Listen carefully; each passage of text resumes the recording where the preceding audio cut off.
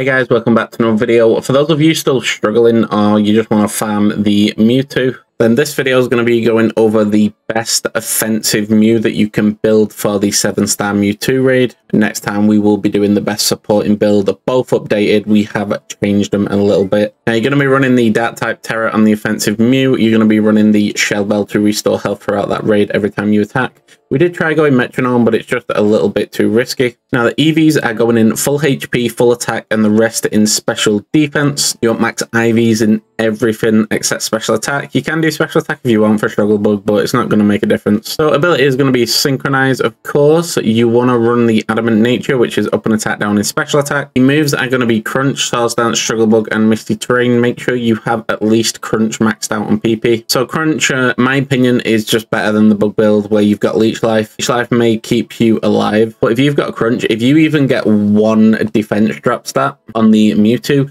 you're going to be doing 50% more damage. It's going to make such a difference. If you get multiple ones, or even if 4 people are using this build in the raid, can you imagine? You're probably going to get one every single turn. You're going to do so much damage, it's going to be ridiculous. So essentially, if all 4 of the people in the raid are using Crunch, just to show you how powerful it is, if you get 2 defense drops, you'll already be doing double the damage you was before, and that would be 6 turns of Metronome. Swords Dance will raise your attack by 2 stages every time we use it. Struggle Bug will lower the special attack of the Mewtwo. And for the 4th move, because Leech Life has only got 16 PP, sometimes you will need to use X Scissor. If you're the only one attacking with this build, that's not the case. You'll have enough crunches to take out the raid all on your own if the other 3 people are supporting. So with the 4th move, we can actually use Misty Terrain. What this does is when we break the shield, you use Misty Terrain just before we break the shield, and then the Mewtwo won't be able to go to sleep. It won't be able to regain that health. And it also stops you from getting frozen in case any other team's getting hit with Ice Beam. And I like running the Misty Terrain on both attacking and supporting builds, just in case the other 3 people don't have it, and it's just going to make the raid longer, and you really don't want that. I'm going to show you the build in an actual raid. I'm not going to do it with people I can communicate with. I'm just going to be completely random. Now let's get straight into it.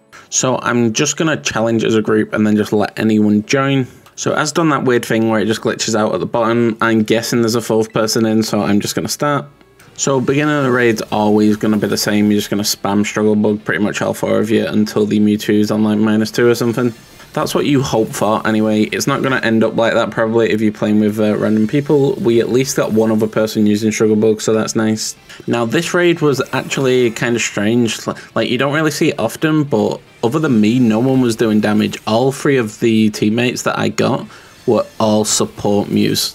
So I guess it works out pretty good that way, because I get to show you how much damage we do and that we can take out this Mewtwo all on our own without running out of time. So after using our 3 Struggle Bugs and ensuring we can Terastallize when we want to, I've started using Swords Dance to set up, get that attack to maximum so we can do a bit of damage before he removes negative effects. And then we Terastallize and go into the crunches, just hoping to get the defense traps. It doesn't matter too much if we don't get one right now, because he'll probably remove negative effects very soon anyway.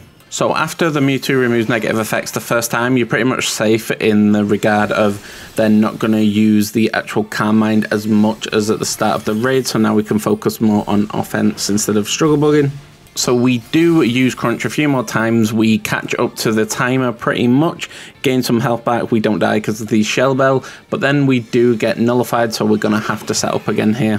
So we do use our 3 Swords Dances, and we know that we're not going to get nullified till at least the shield's gone down and he gets a bit low on health, so now we can just attack again and do loads of damage, break the shield, all that good stuff. Now I find it really strange in this raid how someone was using Misty Terrain all raid. Not just when the shield was going down, they used it at the start. Every time it went down, they was like, nope, I'm putting that straight back up.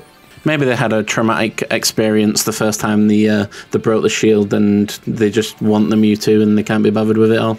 So back to using Crunch, we get really unlucky and we have quite a few turns where we don't get the defense drop. And then when we do get it, the shield's about to go down, so he's just going to remove it on our next attack anyway.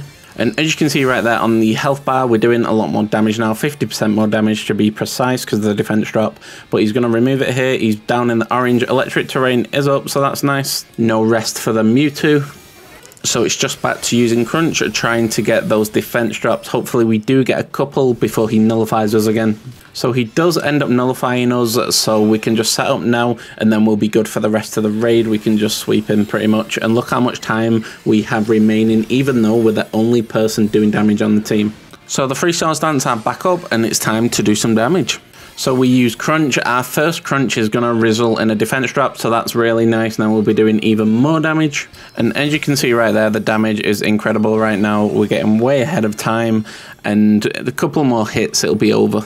So we use Crunch again, nearly take it out, and we do get the defense drop, which is kind of funny, 2 in 3 turns, and now we're at 200% damage instead of just 100%, which is incredible, because that's like 6 turns of metronome, and we just got that in 3 turns. Imagine if everyone was using that every turn. So there's the last Crunch, and we do take out the Mewtwo, and look how much time is remaining, tons of time, and we was the only one doing damage. I've probably said that a few times, but I can't stress enough how effective this build is, especially when you get the defense drops. And if you want to do it with one other person, so you know someone you can communicate with, I do have a video up. I'll put it on screen right now. Best way to do it with 2 people. It's going to be pretty easy. You'll be able to do it every single time as long as you follow the instructions, and I'll catch you on the next one.